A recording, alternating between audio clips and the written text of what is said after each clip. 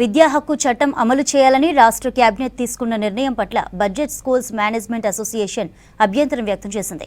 విద్యా హక్కు చట్టంలో 25% రిజర్వేషన్లపై రాష్ట్ర ప్రభుత్వం స్పష్టత ఇవ్వాలని కోరారు.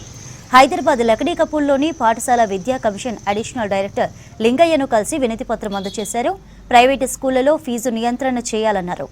ఏబీసీడీలుగా స్కూళ్లను విభజించి నాణ్యమైన విద్యా సౌకర్యాలను పరిగణలోకి తీసుకొని ఫీజులను నిర్ణయించాలన్నారు. ఈ మంత్రివర్గ ఉపసంఘం అనేది ఉందో కొన్ని 3-4 డ్రాఫ్ట్లు మా ముందు కొన్ని ఉంచింది. అసోసియేషన్తో డిస్కషన్ చేయడానికి వాళ్ళు తయారు చేసిన ముఖ్యంగా ఇవన్నీ కూడా ఏంటంటే బడ్జెట్ స్కూల్స్ను తీవ్రంగా దెబ్బతినంగా విధంగా ఉన్నాయి.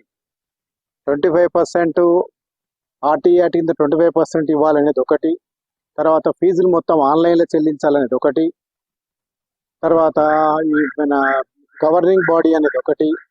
ఇవి ప్రతిదీ కూడా ఏంటి అని అంటే బడ్జెట్ స్కూల్స్ దెబ్బతీస్తున్నాయి. ఏ విధంగా అంటే 25% ఆర్టీఆర్ కింద గవర్నమెంట్ అనేది ఇన్ టైంలో ఏ స్కూల్ ఫీజు చెల్లించదు.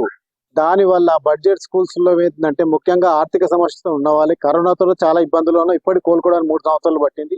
ఇప్పుడు ఆర్టీఏ వచ్చిందంటే మాత్రం కాలేజీల్లో 3-4 సంవత్సరాల ఫీజులు పేరుకుపోయినాయి.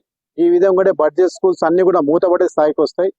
మొట్టమొదటగా ఫీజుల నియంత్రణ అనేటువంటిది మరి పాఠశాలలలో ఉన్నటువంటి కనీస సౌకర్యాల, అలాగే నాణ్యమైన విద్యన, ఎలాంటి అవసరాలను తీసుకొని మరి వర్గాలుగా విభజిస్తుంది. అంటే ఏ వర్గం ABCD వర్గాలుగా విభజించి మరి వారికి ఏ ఫీజులు నిర్ణయించాలి, 1,00,000 ఇవ్వాలన్నా, 50,000 ఇవ్వాలన్నా, 20,000 ఇవ్వాలన్నా ప్రభుత్వమే నిర్ణయించాల్సినటువంటి బాధ్యత ఉంది. కాబట్టి దాన్ని మేము స్వాగతిస్తున్నాం.